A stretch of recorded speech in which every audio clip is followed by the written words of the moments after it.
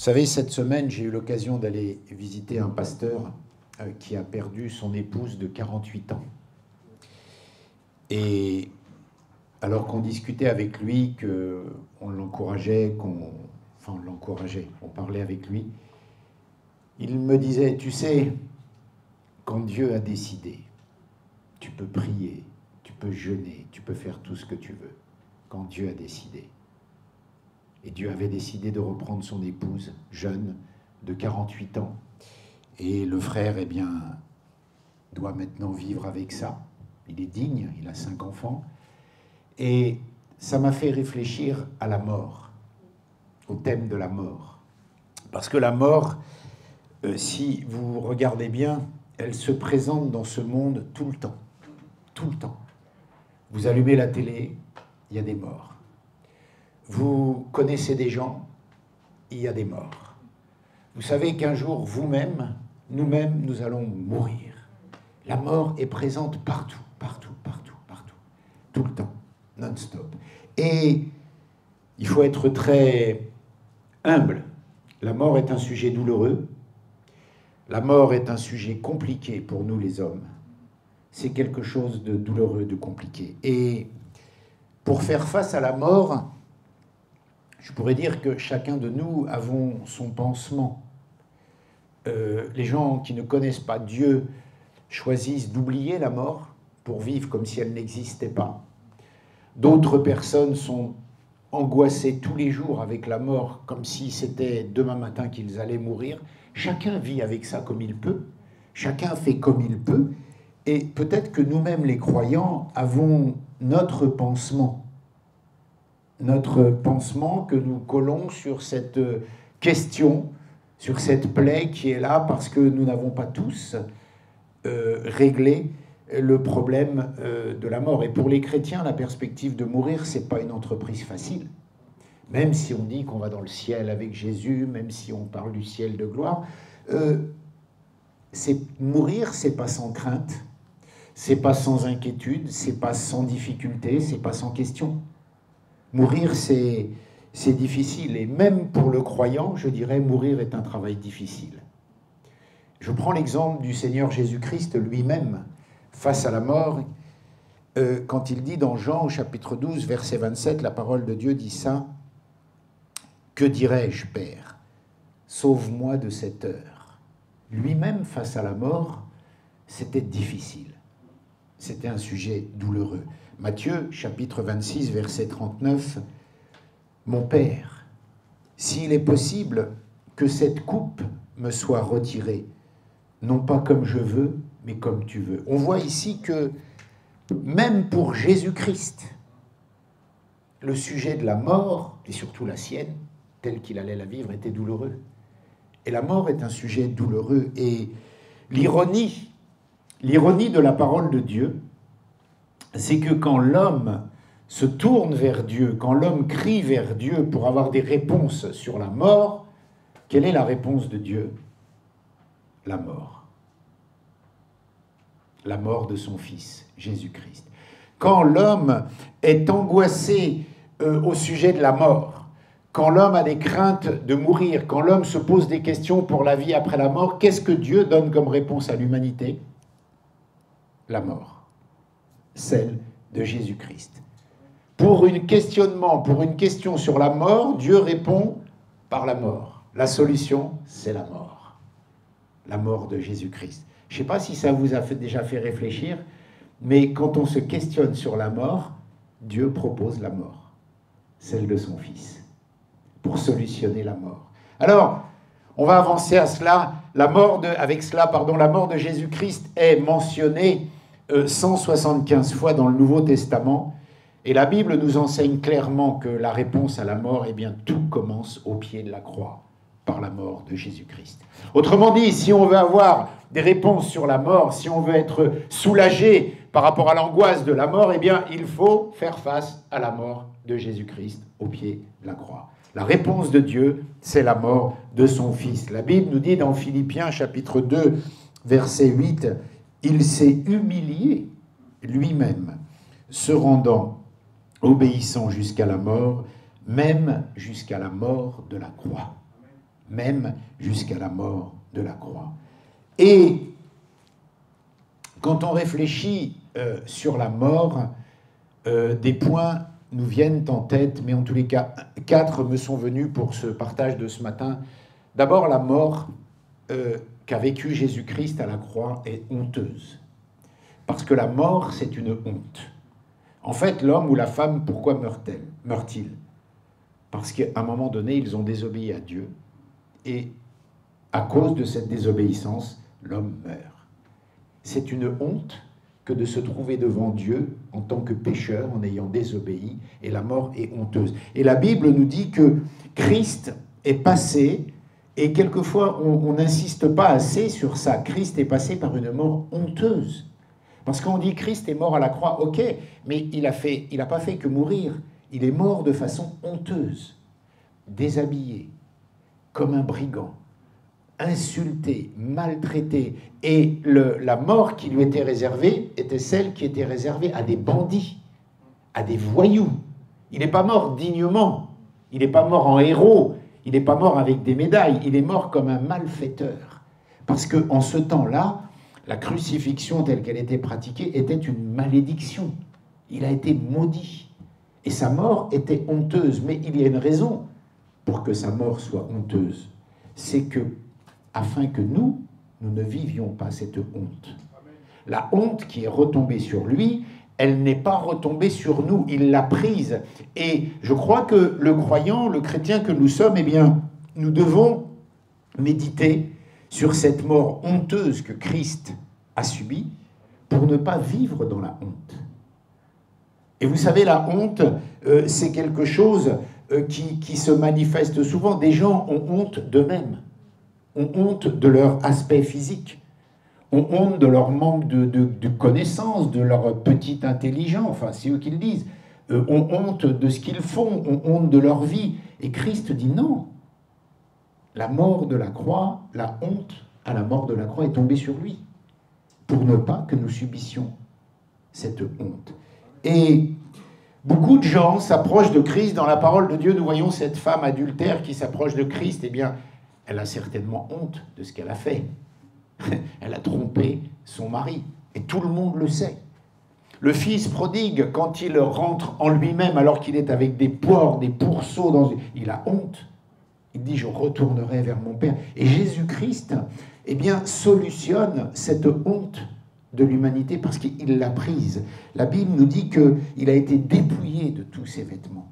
Il est mort comme un bandit et qu'il a méprisé cette ignominie. Lui, le Fils de Dieu. Et je crois que Christ est mort de façon honteuse pour ne pas que nous subissions la honte. La honte de la mort, parce que mourir c'est honteux, c'est à cause du péché que l'on meurt. C'est une désobéissance, mais en plus de cela, il y a toutes les hontes qui peuvent s'abattre sur nos vies durant notre vie. La honte de choses mauvaises qu'on fait et que les autres voient, nos actions sont sous le regard des autres. Ou bien la honte de nous-mêmes, la honte de nos vies, la honte de plein de choses. Christ est mort pour cela.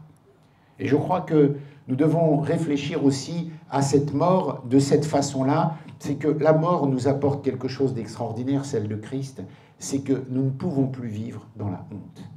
Nous ne pouvons plus subir la honte, ni de nos actions, ni de nos paroles, ni des choses cachées, ni des gens qui viendraient nous accuser de choses honteuses. Parce que même si nous avons fait des choses honteuses dans le passé, elles nous sont pardonnées. Christ les a portées. Et quelquefois, nous voyons des frères, des sœurs, des croyants qui sont encore en train de vivre dans la honte. Honte de leur passé, honte de leurs actions, honte de qui ils sont, honte de ce qu'ils disent. Et je crois que, eh bien, nous devons réfléchir en ce sens que Christ est mort de façon honteuse pour ne pas que nous subissions cette honte. Et la mort de Christ nous enseigne que la honte n'a plus lieu d'être. Et je crois que dans nos vies, on peut avoir des sujets de honte pour notre milieu familial, d'où on vient, notre condition sociale, les rejets, les abus du passé, les blessures, l'éducation. Vous savez, il y a des gens, ils ont été élevés dans la honte, tu es pas bien, tu es mauvais, tu feras pas ci, tu réussiras pas. Et c'est une sorte de honte qui vient sur leur vie. Et la croix nous propose de nous libérer de tout ça. nous propose de nous libérer de tous ces sujets. Il faut reconnaître la honte, il faut la faire sortir de l'ombre. Si dans nos vies, encore, même maintenant, il y a des sujets honteux, que nous croyons honteux, il faut que ces sujets sortent de l'ombre pour qu'ils soient éclairés par la croix. Parce que Christ est mort de façon honteuse pour ne pas que nous subissions cette honte. Alors la Bible nous enseigne dans Ésaïe au chapitre 61 verset 7 que au jour du salut, la honte disparaîtra. La honte disparaîtra. Ésaïe chapitre 61. La honte disparaîtra. Mais si le salut est en action, si le salut est déjà sur terre, la honte a déjà disparu. Et je crois que nous devons sortir de cette honte et permettre que la croix éclaire encore ce domaine de notre vie si ce n'est pas déjà fait. Permettre que la croix, la mort de Christ, horrible, atroce, mais en plus honteuse, eh bien, illumine les pans de nos vies qui seraient encore couverts de honte pour ne plus que ça se passe. Et nous pouvons, je crois, c'est un sujet de louange ce matin, rendre gloire à Dieu du fait que la honte a quitté nos vies. Et la honte n'est plus sur nos vies. Personne ne peut nous faire honte. Nous ne pouvons pas avoir honte de nous, ni de nos paroles, ni de qui nous sommes, ni de nos parents, ni de ce que nous avons dit, ni de ce que nous avons fait, parce que cette honte-là est retombée sur Christ à la croix de Golgotha, par sa mort. Et je crois que quand on considère la mort, eh bien, on peut en tirer des aspects positifs pour nos vies quand on regarde la mort de Christ sur la croix, qui balaye, qui bannit la honte de nos vies. Ça, c'est un premier point de la mort de Christ et de la mort en général que Christ. Et si Christ a vécu cette mort, c'est pour ne pas que nous la vivions, nous. Autrement, aucun intérêt. Quel est l'intérêt que Christ meure à la croix pour des choses qui devraient être les nôtres et qu'ensuite, quand il est mort à la croix, nous continuons de vivre comme s'il n'était pas mort à la croix? Le deuxième point que je voudrais parcourir rapidement sur la mort et la mort à la croix, c'est que Christ a subi à la croix une mort volontaire. Il l'a voulu. C'est lui qui l'a choisi. Personne ne l'a obligé. Il a choisi de le faire. Il s'est rendu obéissant, nous dit la parole, jusqu'à la mort et jusqu'à une mort volontaire. Je lis Jean au chapitre 10, au verset 17 et 18. « Si le Père m'aime, c'est parce que je donne ma vie. Mais ensuite, je la reprendrai. En effet, personne ne peut m'ôter la vie. Je la donne de mon propre gré, dit le Seigneur. J'ai le pouvoir de la donner et de la reprendre. Tel est l'ordre que j'ai reçu de mon Père. » Autrement dit, nous avons affaire, nous ne choisirons pas l'heure de notre mort, nous ne choisirons pas de mourir volontairement, et bien souvent nous essayons de fuir la mort, mais lui, Christ, choisit volontairement de la donner, sa vie, de vivre cette mort. Et c'est pas exactement la même mort que, vous savez, un martyr. Parce qu'un martyr, c'est quelqu'un qui va mourir pour une bonne cause, pour la gloire de Dieu, parce qu'il est chrétien, etc. Christ, c'est pas pareil.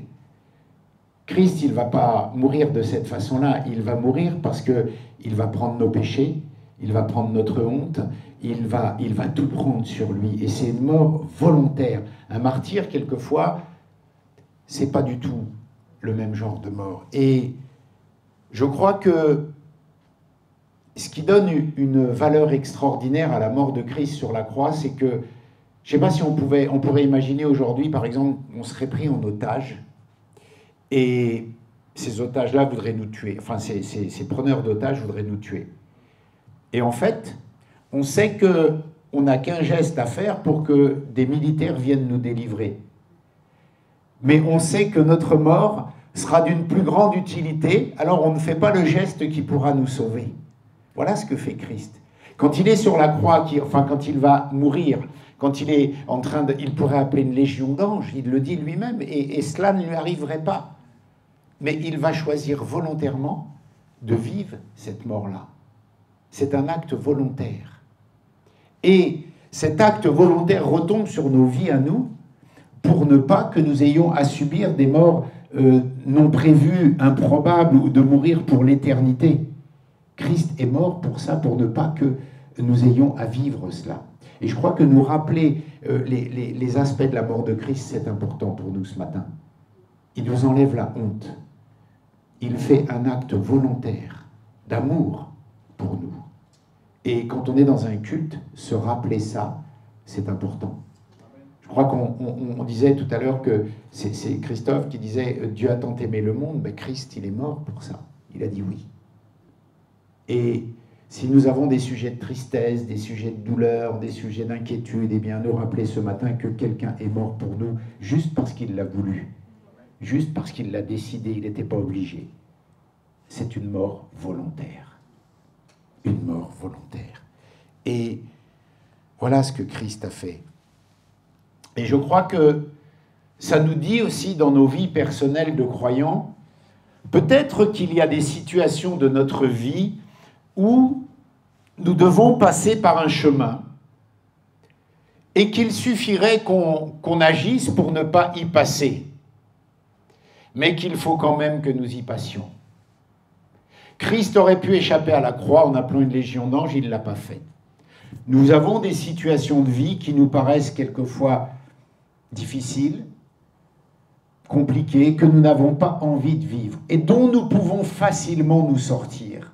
Mais pour autant, Dieu veut qu'on passe par ce chemin-là et qu'on n'utilise pas la solution qui nous sortirait de cette voie-là. C'est ce que Christ a fait par cette mort volontaire. Il pouvait y échapper et nous serions perdus, mais il ne l'a pas fait. Mais il pouvait. Il aurait pu craquer au dernier moment, dire « Non, je ne veux pas de cette route-là ». Et il y a des aspects dans nos vies comme ça, des chemins que Dieu veut nous faire prendre. Et franchement, on s'en sortirait facilement autrement. Mais pour autant, il faut le faire, par un acte volontaire. Et je crois que cet enseignement de la croix, eh bien, nous dit que si notre chemin peut paraître difficile, l'Esprit est à nos côtés pour passer par ces situations-là. Vous savez, Christ sur la croix, il n'y avait pas le Saint-Esprit à côté de lui. Le péché du monde l'a rempli. Le péché du monde était là sur lui. L'abomination, la honte, toutes les horreurs du monde sont tombées sur lui. Mais nous, pour traverser la vie, nous avons l'aide du Saint-Esprit. Et même dans des situations où il serait... Vous savez, des fois, c'est des situations faciles. Un petit mensonge peut nous sortir d'une situation compliquée. Un petit mensonge. C'est rien, un petit mensonge grand comme ça. Et hop, on ne traverse pas la situation parce qu'on a fait un petit mensonge. Et la voie difficile, on ne la prend pas. Et Christ l'a fait, et nous, je pense que nous devons le faire. La mort de la croix est une mort qui a été prédite. Et ça nous fait penser à notre propre mort. Mes amis, il faut qu'on sache qu'un jour, notre propre mort est prédite aussi. Un jour, on va mourir. C'est prédit. Alors bien sûr, comme la mort de Christ, annoncée depuis l'Ancien Testament, ça tarde un peu. Donc comme ça tarde un peu, on oublie. Vous savez, c'est comme Jean-Baptiste qui arrive dans le désert, mais il y a 400 ans de silence qui ont précédé. Alors les gens disent, bon, elle cause toujours, c'est bon, ça fait... Ou comme le retour de Jésus. Mais un jour, Jésus arrive, un jour il est sur la croix, un jour il meurt, un jour sa mort arrive. Bien que on en ait rigolé ou qu'on l'ait annoncé depuis longtemps et que ça ne soit pas arrivé si facilement. C'est comme notre propre mort, on croit que ça n'arrivera jamais, parce qu'on est jeune, parce qu'on a encore des années à vivre, parce qu'on a encore du temps. On dit, ouais, la mort, mais la mort c'est loin, comme le retour de Christ, c'est loin, ça fait tellement longtemps qu'on en parle. Mais un jour ça arrive, et cette mort était prédite. Et je crois que l'enseignement aussi, dans cette mort prédite, c'est que notre propre mort est inscrite aussi. Et que Christ est mort pour que nous ne la vivions pas de façon honteuse, de façon perdue. Elle a été prévue avant la fondation du monde. Notre naissance était prévue, mais notre mort aussi. Et je crois que nous ne devons pas oublier que nous sommes mortels. Même si c'est loin, ou pas tant que ça, puisque ce sujet est douloureux parfois, mais c'est prédit, c'est prévu un jour. nous mourrons. Et notre travail sur terre, c'est quand même de nous préparer à cela. Je ne dis pas de vivre dans l'angoisse, je ne dis pas de vivre dans les choses tout le temps, la pensée de mourir, mais on doit quand même avoir ça en tête, même si la perspective est loin. C'est vrai qu'à 20 ans, 18 ans, on ne pense pas à ça. Mais pour autant, l'épouse de mon ami n'avait que 48 ans. 48 ans, ce n'est pas un âge pour mourir. Ça peut arriver. Et donc, cette mort prédite nous enseigne aussi que, eh bien, la nôtre est prévue. La nôtre arrivera un jour ou l'autre. Et il faut s'y préparer. Mais au travers de cette mort, la Bible nous enseigne que notre propre passage à la croix était prévu aussi. C'est-à-dire que Dieu a prévu un jour, et si nous sommes là ce matin, c'est parce que Dieu a prévu un jour qu'à la croix, nous puissions le rencontrer, que nous l'acceptions comme Seigneur et Sauveur. Ce jour-là était aussi prévu. Et la vie d'après la croix est aussi prévue pour nous. Les choses de nos vies sont écrites et même si l'accomplissement de certaines choses est long, ça arrive quand même. Ça arrive un jour ou l'autre. Ça arrive. Vous savez, on parle de Christ sur la croix, mais il y en a dans l'Ancien Testament, quand on annonçait les prophéties messianiques, vous pensez bien qu'ils étaient quand même loin de penser qu'un jour un homme mourrait sur la croix. Et c'est arrivé. Et on est bien loin de penser que la terre sera ébranlée et que Christ va revenir. Et ça va arriver. Et on est bien loin de penser, parce que c'est pas notre face qu'on va mourir un jour, et ça va arriver, parce que Dieu l'a dit, parce que sa parole est la vérité. Alors nous avançons dans le temps comme ça, et il se passe des choses incroyables qu'on n'aurait jamais cru. Christ est venu sur terre, il a marché parmi les hommes, et puis il est mort sur la croix, et puis il est ressuscité, et puis maintenant on dit qu'il reviendra, et on attend, c'est long, il ne revient pas, et ça va arriver. Il va revenir. Et la terre sera ébranlée, et ça va arriver. Parce que c'est la parole de Dieu, c'était prédit, c'était prévu, comme la mort de Christ sur la croix, c'était prévu. Et je crois que l'enseignement de la mort sur la croix de Christ, eh bien que il y a une raison. Et vous savez, dans cette mort prédite, il y a des raisons, et il faut vivre en fonction de ça. J'ai trouvé une citation d'Albert Einstein qui dit « Dieu ne joue pas au dé, nous ne sommes pas là par hasard. » Les choses vont arriver. Dieu a programmé des choses dans nos vies. Et ces choses vont arriver, les bonnes comme les mauvaises. Elles arriveront. Et Dieu veut nous les révéler. Dieu veut nous les enseigner. On n'est pas le fruit du hasard. C'est pas comme dit Einstein, Dieu qui a joué au dé, il a balancé des dés, puis on arrive comme ça. Non, pas du tout. C'est prévu. Celui qui t'a fait et qui t'a façonné depuis le ventre de ta mère, celui qui est ton soutien, n'aie pas peur, Jacob, mon serviteur, toi que j'ai choisi. En effet, ceux qu'il a connus d'avance, il les a aussi prédestinés à devenir conformes à l'image de son Fils, afin que celui-ci soit le premier-né d'un grand nombre de frères.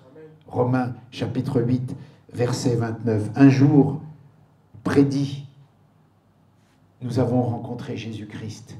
Un jour prévu, nous vivrons notre vie sur terre. Un jour prévu, nous mourrons. Un jour prévu, nous ressusciterons avec lui. Un jour prévu, nous serons dans ça. Cela arrivera, quoi qu'il arrive. Même si ça prend du temps, même si ça ne se matérialise pas vraiment, parce qu'il y a la vie, ça arrivera. Ça arrivera. Et nous devons nous y préparer. Nous devons nous préparer à tout, toutes les éventualités. Et je crois que dans l'aspect de la croix, le dernier point que je voulais partager ce matin, c'est que la croix est une mort par substitution. C'est-à-dire que Christ est mort pour ne pas que nous mourions. Et en fait, quand il est mort à la croix, il a substitué quelque chose, mais aussi pour la vie d'après la croix.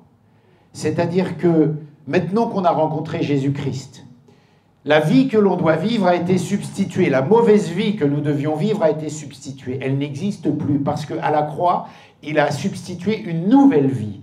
Il y a quelque chose de nouveau à vivre sur cette terre-là par substitution au mauvais plan qui était prévu sur notre vie.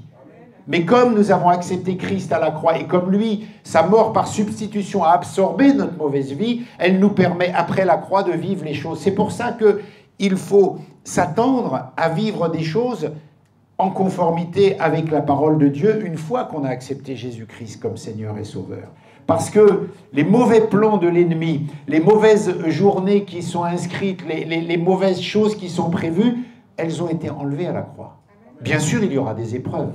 Bien sûr, il y aura des difficultés. Bien sûr, il y aura des moments douloureux. Mais Christ a prévu autre chose par sa mort. Cette mort physique définitive, cette mort diabolique, tous ces mauvais plans, tout ça, c'est resté à la croix. Nous devons vivre autre chose. La mort de la croix prévoit d'autres journées à venir que celles qui étaient prévues avant la croix. Ça ne veut pas dire qu'elles ne seront pas douloureuses parfois, ça ne veut pas dire qu'il n'y aura pas des difficultés, mais ça veut dire que maintenant, il y a des victoires aussi. Avant de mourir, il y a des victoires sur cette terre que nous devons vivre. Et il y a un temps pour tout. Mais même si nous vivons des temps de victoire, même si nous vivons des bons moments, il faut toujours avoir en tête que le temps d'après arrivera, que le temps de la mort arrivera, que le temps de la résurrection arrivera, que le temps du retour de Jésus-Christ arrivera, et que rien ne sera jamais fini tant que la parole de Dieu n'a pas dit stop, tant que l'Écriture n'a pas mis un point final à ce qui doit arriver. Et nous devons vivre comme ça. Regardez aujourd'hui, des choses aberrantes qu'on n'aurait jamais cru pouvoir arriver, arrivent. On a été enfermé pendant 2 ans à cause d'un virus, on n'aurait jamais cru que c'était possible. Aujourd'hui, on nous dit qu'à certaines périodes de l'hiver, on va être coupé du courant. Qui aurait cru un jour qu'en France, 7e puissance économique mondiale, on serait coupé du courant? Qui aurait dit un jour qu'on sera enfermé dans nos maisons pendant des semaines? Les choses arrivent. La parole de Dieu se déroule, mais nos vies se déroulent aussi. Donc, vivons le temps que nous devons à vivre avec l'abondance que la parole de Dieu veut que nous ayons, et en pleine conscience de ce qui nous attend. Et je crois que le peuple de Dieu, nous devons prendre conscience que de notre identité, mais de notre identité comment je pourrais le dire, de notre identité de mortels sur cette terre, mais qui devons avoir conscience de là où nous allons, et ne pas vivre en conformité de ce que nous vivons là. Et je crois que ça nous fait souvent défaut. Vous savez, quand on est face à une mort, quand on est face à quelqu'un comme l'événement que j'ai vécu, cette servante de Dieu qui meurt jeune, ça nous fait réfléchir que tout peut arriver, et que finalement la parole de Dieu est vraie. Quand elle dit « vous êtes une poussière, vous êtes rien », c'est vrai, mais en fait on est quelque chose. Parce que même si on meurt sur cette terre, eh bien on va avec Christ. Et on doit s'encourager, on doit se fortifier avec ces idées-là. Tout va arriver, mais le bien aussi. Le bien d'être auprès de Christ, le bien d'être dans le ciel, le bien d'être avec lui, le bien de vivre la résurrection, ça va arriver aussi. Et ça doit nous réjouir. Ça doit nous réjouir. Et Jésus-Christ a vécu une vie que jamais personne ne pourra vivre la vie qu'il a vue qu'il a vécue parce qu'il était parfait. Mais il l'a vécu pour que nous en ayons le bénéfice. Et il est mort d'une mort que nous ne pourrons pas avoir parce qu'il a porté le poids du monde, le poids des péchés du monde. Ça, nous ne pouvons pas le faire, il n'y a que lui. Mais maintenant qu'il nous a installés dans cette nouvelle vie par sa mort, à nous de vivre en conformité des choses qui sont prévues, qui doivent se dérouler, c'est-à-dire la suite de l'aventure, savoir qu'on est mortel, savoir qu'on va mourir, mais qu'en attendant, nous avons des choses à vivre sur cette terre, mais que nous ne devons pas trop nous y attacher, parce que ça aussi, ça cessera pour quelque chose d'encore mieux qui arrivera, et quelque chose de douloureux qui arrivera, la fin des temps certainement, et le retour de Christ, et l'enlèvement, et c'est prévu, et nous devons nous préparer à cela. Et toute la difficulté du croyant, c'est de saisir ces tensions-là entre ce que la mort de Christ nous enseigne, entre qui nous sommes sur terre et qui nous ne sommes plus, et là où nous allons et là où nous n'allons pas, et ce que nous allons devenir et ce que nous n'allons pas être, voyez, toute cette tension-là, toutes ces difficultés, eh bien, on doit les vivre, on doit les installer dans nos vies. Et quand il y a des rappels douloureux comme ça, eh bien, c'est comme celui que je viens de vous évoquer, c'est juste pour se dire, Seigneur, c'est vrai que tout cela, c'est rien. Cette vie sur terre à laquelle on s'attache un peu trop, elle va passer. C'est douloureux de penser à ça. Il faut être humble, il faut être humain, c'est douloureux. La séparation, la mort est douloureuse. Mais Seigneur, il y a d'autres vérités qui doivent nous remplir. Il y a d'autres vérités encore plus fortes et plus vite on va s'habituer à travailler avec ces vérités-là, plus vite on va se détacher de cette terre, tout en y étant normaux. Il faut travailler, il faut manger, il faut vivre, ok, mais ne pas vivre totalement comme si ça allait être définitivement immortel, quoi. Il faut avoir ce décalage que la parole de Dieu nous enseigne tous les jours, que la mort de Christ à la croix nous enseigne, ce décalage avec la réalité. Nous ne sommes plus de ce monde. Et ça, c'est difficile, parce qu'on peut le dire avec la bouche, on peut le dire facilement, oui, moi je suis plus de ce monde, mais ça ne veut rien dire dit comme ça, parce que ça se vit. Ça se prouve, ça se montre, et ça c'est dur. Parce que dire je suis plus de ce monde, c'est facile, mais quand tu es malade gravement, et puis que tu dis de toute façon je suis pas de ce monde, là c'est beaucoup plus dur. Et puis quand tu es au chômage et que tu n'as pas de boulot et que tu n'as pas d'argent, c'est beaucoup plus dur de dire oh on s'en fout du boulot, je suis plus de ce monde. Parce que là c'est douloureux, faut manger, il y a les enfants à nourrir, il y a la maison à payer, il y a tout ça. Et là comment vivre cette tension-là? Et donc il faut, par les enseignements que la parole nous donne et par les événements, eh bien grandir là-dedans. Grandir dans ces domaines-là.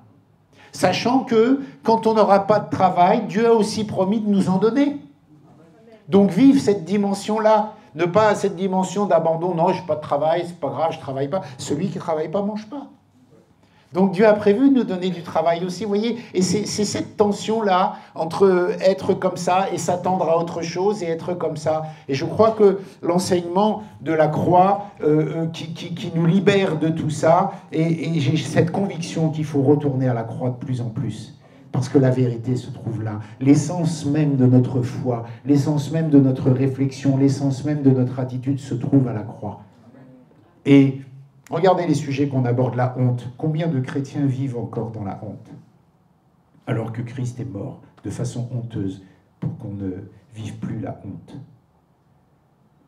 Combien de vies de croyants nous voyons qui ne sont pas marquées par la puissance de la croix, la transformation.